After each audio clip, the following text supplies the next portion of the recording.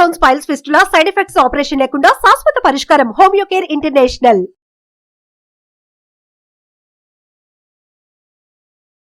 నమస్కారం, welcome to Suman TV. నేను గీతాంజలి. ప్రస్తుతం మనతో పాటు ఇస్కాన్ నుంచి ప్రణవానంద ప్రభుజీ ఉన్నారు. ప్రపంచవ్యాప్తంగా ఎన్నో దేశాల్లో ఆ కృష్ణ భగవానుడి లీలల గురించి ప్రవచనాలు చెబుతూ ఎంతో మంది జీవితాల్లో మార్పును తీసుకొచ్చారనే చెప్పుకోవాలి ప్రణవానంద ప్రభుజీ గారు.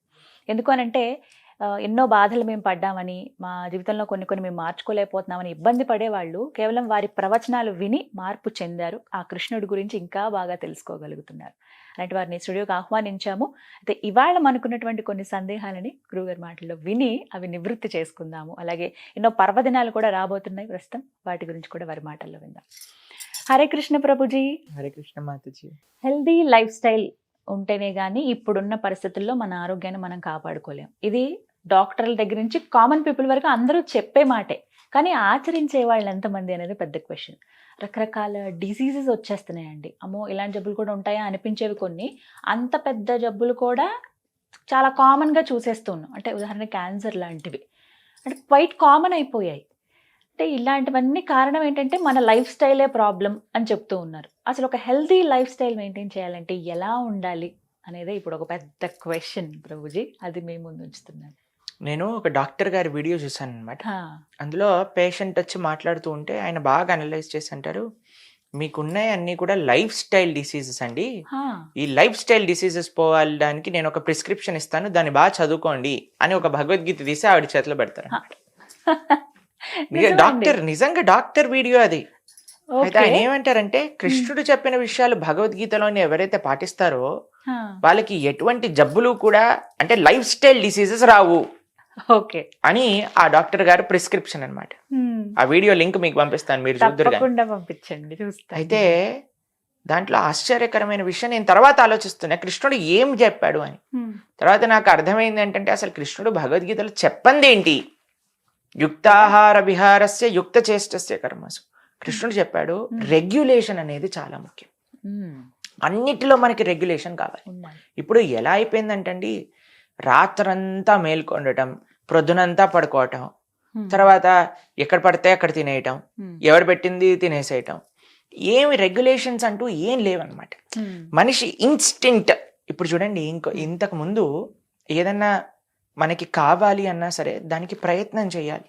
ఇంట్లో నుంచి లేచి ఎక్కడికో వెళ్ళి తీసుకొని రావాలి. ఒకవేళ ఎవరికైనా హోటల్లో తినాలి అనే కోరిక ఉండింది అనుకున్నా అంత దూరం వెళ్ళి ట్రాఫిక్ లో పట్టుకొని తీసుకొని రావాలి. ఇప్పుడు ఏముందండి, స్విగ్గీలో జొమాటోలో ఒక బటన్ ఒకటే, అంతే మన ఇంటికి వచ్చేస్తుంది. కాబట్టి మనకి ఏమి అసలు కదలాల్సిన అవసరం లేదు. ఇలా పడుకొని మొత్తము ఇంద్రియ భోగం అంతా కూడా తెప్పించేసుకోవచ్చు దగ్గరికి ఆర్డర్ చేసేసి. మనకి ఇంకా ఏం కంగారు లేదు. ఇంతకు ముందు ఏదన్నా వండుకో, అయ్యో సామాన్ లేవు, సరేలే సండే రోజు వెళ్ళినప్పుడు మార్కెట్లో తెచ్చుకుంటా. ఇప్పుడు బ్లింకిట్లో జెప్టోలో పెట్టగానే 2 నిమిషాలలో వాడు మీరు తాలింపేసే లోపల ఆ ఇంగ్రీడియంట్స్ వచ్చేస్తుంది, వేసేసుకుంటా తెచ్చేస్తున్నాడు. కాబట్టి ఎక్కడ కూడా ఇంత కూడా అయ్యో పాపం అనుకోవడానికే వీలు లేకుండా తయారైపోయింది అనమాట. ఇది కలియుగం అలా ప్రోగ్రెస్ అయిపోతూ ఉంటుంది. కానీ మనం ఒక్క విషయం ఆలోచించాల్సింది ఏంటి అంటే, తాత్కాలిక ఆనందం మనకు కావాలా లేదా శాశ్వతమైన ఆరోగ్యం కావాలా? తాత్కాలిక ఆనందం అందరికీ చాలా టెంప్టింగ్ గా ఉంటుందండి. ఈ క్షణం ఇచ్చేసేస్తే నాకు అయిపోయింది. కానీ ఎప్పుడైతే మన మనసుకి అలా మనం అలవాటు చేస్తూ పోతుంటామో, అది కోతి కొబ్బరికాయ ఇవ్వటం అంటారు కదా, అలా తయారవుతుంది అనమాట. మనసు కనిపిస్తుంది, ఓ అచ్చా ఇంత ఈజీయా, వీడికి జస్ట్ కోరిక ఇవ్వటం వాడు చేసేస్తాడులే అని మళ్ళీ మళ్ళీ మళ్ళీ మళ్ళీ మళ్ళీ మళ్ళీ మన తోలు బొమ్మ అంటారు చూడండి, అలా మనల్ని ఆడిస్తూ ఉంటుంది మనసు. కానీ ఎప్పుడైతే మీరు అన్నారు కదా ఒక లైఫ్ స్టైల్ మెయింటెనెన్స్, అది ఎలా వస్తుంది? Regulation. Early to bed, early to rise, keeps a man healthy, wealthy and wise. ఇవన్నీ మనం చిన్నప్పటి నుంచి నేర్చుకుంటున్నాం. సూర్యోదయం ముందు నుంచి లేవాలి, త్వరగా పడుకోవాలి, ఆ సూర్యాస్తమయం లోపల తినేసేయాలి, ఎంత తొందరగా తినాలంటే అంత మంచిది. ఇప్పుడు చూడండి, రాత్రులు 11 o'clock, 12 o'clock నైట్ ఎటువంటి రెగ్యులేషన్స్ లేకపోయింది. ఇప్పుడు అందుకే అన్ని డిసీజెస్, అన్ని రకాల ఇవి అవి అన్ని వచ్చేస్తున్నాయి. చిన్న పిల్లల కంటే అసలు మేము మాట్లాడతాం యూత్ తో, మాకే ఆశ్చర్యం వేస్తుంది. కొన్నిసార్లు వాడికి ఈ ప్రాబ్లం ఏంటి అని ఇంటర్నెట్ లో సెర్చ్ చేయాలి ఫస్ట్ వాడితో మాట్లాడే ముందు. అలా అయిపోయి ఎప్పుడు వినలేదండి మనం. ఒక శారీరక రుగ్మతలే కాకుండా మానసికమైన రుగ్మతలు ఎన్ని పెరిగిపోయాయి చెప్పండి. ఇప్పుడు మెంటల్ హెల్త్ ఇష్యూస్ అని అసలు ఎన్ని ప్రాబ్లమ్స్ అసలు. ఒకళ్ళ ఇంటికి వెళ్ళి వాళ్ళ అమ్మగారు చెప్పిందట, అమ్మ నాకు డిప్రెషన్ చాలా అయిపోయింది, నేనేం చేయాలి అని అంటే వాళ్ళ అమ్మగారు అన్నారట, అక్కడ క్రోసిన్ టాబ్లెట్ పెట్టింది తీసుకో అన్నారట. ఎందుకంటే పెద్దవాళ్ళకి డిప్రెషన్ అంటే ఏంటో తెలియదు, వాళ్ళకి ఏమొచ్చినా సరే క్రోసిన్ వేసేసుకుంటే నయం అయిపోతుంది అనుకుంటారు. ఎందుకంటే ఆ సమయంలో ఇలాంటివన్నీ వినలేదు వాళ్ళు. కానీ ఇప్పుడు వచ్చిన పేర్లు, ఇప్పుడు వచ్చిన ప్రాబ్లమ్స్, మెంటల్ హెల్త్ ఇష్యూస్ కానీ ఫిజికల్ హెల్త్ ఇష్యూస్ కానీ ఎందుకు వస్తున్నాయంటే రెగ్యులేషన్ లేక. దేంట్లో రెగ్యులేషన్ లేదు మనకి. ఫస్ట్ పడుకోవటంలో, నిద్రలో రెగ్యులేషన్ లేదు. 2 ఎక్సర్సైజ్లో రెగ్యులేషన్ లేదు. ఒక బాడీ ఫిజికల్ యాక్టివిటీ అంటూ లేదండి. కరెక్ట్. పడుకోవటం, లేవటం, ఆఫీస్కి వెళ్ళటం, మళ్ళీ వచ్చేయటం, మళ్ళీ టీవీ ముందు కూర్చోవటం, టీవీ ముందే కూర్చొని తింటాం, మళ్ళీ పడుకోవటం. అంతే. 1 పడుకోవటంలో, నిద్రలో లేదు.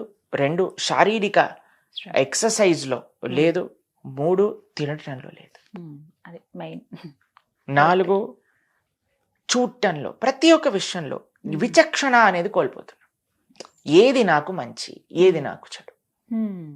తినటంలో ఒక సూత్రం చెప్తాను, జాగ్రత్తగా వినాలి. ఏది పడితే అది, ఎక్కడ పడితే అక్కడ, ఎప్పుడు పడితే అప్పుడు, ఎలా పడితే అలా, ఈ 4 తినకూడదు. అలా అసలు చేయకూడదు తిండి విషయంలో చాలా రెగ్యులేటెడ్గా ఉంటాయి. కానీ ప్రభుజీ తప్పని పరిస్థితులు ఉంటాయి. ఇప్పుడు ఆఫీస్కి వెళ్ళినప్పుడు ఇంకా వేరే చాయిస్ లేనప్పుడు అక్కడ తినటము, బయట ఎక్కడైనా వర్క్ చేస్తుంటే అక్కడ తినేయటము. అంటే మేజర్గా అందరూ చెప్పేది ఇదే, మీరు చెప్తున్నారు బాగానే ఉంది కానీ మాకు ఇంకా సోర్స్ లేదు, తినక తప్పట్లేదు, ఎక్కడ పడ్డాక మాకు అవి అలవాటు. మీకు విషయం చెప్పినా అండి, మనసు ఉంటే మార్గం ఉంటుంది. నాకు ఐ హావ్ సీన్ పీపుల్, ఎవరైతే ఇంటి నుంచి డబ్బా తెచ్చుకొని ఎక్కడ ఉన్నా సరే, ఇప్పుడు చూడండి మేము ప్రపంచవ్యాప్తంగా కృష్ణ ధర్మ ప్రచారం కోసం వెళ్తూ ఉంటాం. మరి మేము ఏం చేస్తాం అనుకుంటారు మీరు? ఎక్కడికి వెళ్ళినా భగవత్ ప్రసాదం మాత్రమే స్వీకరిస్తాం. నాకు ఎప్పుడు అది ఆశ్చర్యమే అనిపిస్తుంది మీ విషయంలో. అసలు ఎలా ఉంటారు ఇంత నిష్టగా? అసలు మీరు కనీసం ఇక్కడికి వచ్చినప్పుడు వాటర్ ఒక్కటే, అది కూడా అన్నిసార్లు అడిగితే, ఇంకేమీ తీసుకోరు. అసలు ఎలా ఉండగలుగుతారు అనేది ప్లానింగ్, ఆ నిష్ట, ఆ కమిట్మెంట్ ఉండాలి. నేను ఈ భగవత్ ప్రసాదం, సాత్విక భగవత్ ప్రసాదం మాత్రమే స్వీకరిస్తాను అని ఉంటే, దాన్ని బట్టి మనకి ఇప్పుడు చూడండి మన మనసు ఏం చేస్తుందో తెలుసా అండి, మనకి దేన్ని ప్రియారిటీ అనుకుంటామో దాన్ని బట్టి మనకి అవకాశాన్ని కల్పిస్తూ ఉంటుంది. నాకు దేన్ని ముఖ్యము అంటామో దానికి మన శరీరం ఆ విధంగా, మన మనసు ఆ విధంగా మనకి ఒక ఆపర్చునిటీ ఇస్తూ ఉంటుంది. మీకు ఒక చిన్న ఎగ్జాంపుల్ చెప్తాను, బాగా అర్థం అవుతుంది. మేము ఒకసారి ఒక దగ్గర ప్రసాదం తీసుకుంటున్నాం అనమాట. అయితే చాలా ప్రసాదాలు, చాలా రకరకాల నైవేద్యాలు చేశారు భగవంతుడికి. ఆ రోజు ఏదో ఉత్సవం, అయితే అందరికి పెడుతూ ఉన్నారనమాట. నా పక్కన ఉన్న డివోటీ అన్నారు, అమ్మో నా కడుపు పలిగిపోయేటట్టుంది, ఇంకా నేను ఇంకొకటి తిన్నా సరే నా కడుపు పేలిపోద్ది, వినాయకుడు లాగా అయిపోద్ది నా పరిస్థితి, అది ఇది అంటున్నారనమాట. అయితే అందరు వస్తున్నారు, ప్రభుజీ ఇది ఒక్కటి తీసుకోండి, ఒకటి లేదు లేదు లేదు అస్సలు వద్దు, నా కడుపు పేలిపోతుంది అంటున్నారు. తర్వాత ఒక 10 నిమిషాల తర్వాత ఒక ఆయన ఇలా వెళ్తున్నారనమాట, గులాబ్ జాములు పెడుతున్నాడు. నా ప్లేట్లో పెట్టాడు గులాబ్ జామ్. అయితే ఈయన పాపం వద్దు వద్దు వద్దు అన్నాడు కదా అని ఆయన వెళ్ళిపోయాడు. వెళ్ళిపోతే, ఓ ఇక్కడ రా, ఏమైంది అని అంటే, ఏం పెడుతున్నావు? గులాబ్ జాములు. అయ్యో గులాబ్ జామా పెట్టు అని. అదేంటి ప్రజ మీ పేలిపోతుంది అన్నారు, పగిలిపోతుంది అన్నారు అంటే, ఏం లేదు స్వీట్కి పర్వాలేదు అని. అయితే నేను అన్నాను, ఏమైంది ప్రభుజీ అలా అంటే స్వీట్కి వేరే కోటా ఉంది ప్రభుజీ కడుపులో, దానికోసం ఏం పర్వాలేదు. ఎందుకు? మనకి ఇష్టం కాబట్టి. మనకి ఏదైతే ఇష్టం అనుకుంటామో, మనం ఏదైతే ఇంపార్టెంట్ అనుకుంటున్నామో దానికి మనము ఆపర్చునిటీ ఇస్తున్నాం కదా.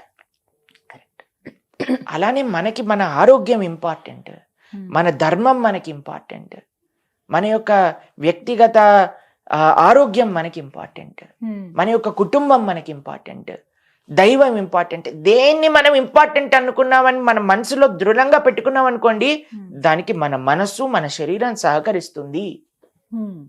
మన సంకల్ప బలం లేదంతే, అదే లోపం అంటారు. కాబట్టి మీరు గట్టి సంకల్పం ఉండాలి. ప్రభుజీ మనం యాక్చువల్గా ఎట్లాగైనా సరే ఈ లైఫ్ స్టైల్ బ్యాలెన్సింగ్ చేయాలి. 8-8-8 ఇది సూత్రం అండి. 8 ఫర్ బాడీ, 8 గంటలు శరీరానికి ఇవ్వాలి. 6 గంటలు నిద్ర, 1 గంట ఎక్సర్సైజ్, ఇంకో గంట తినటం, వీటిలలో అన్నిట్లో ఒకటి.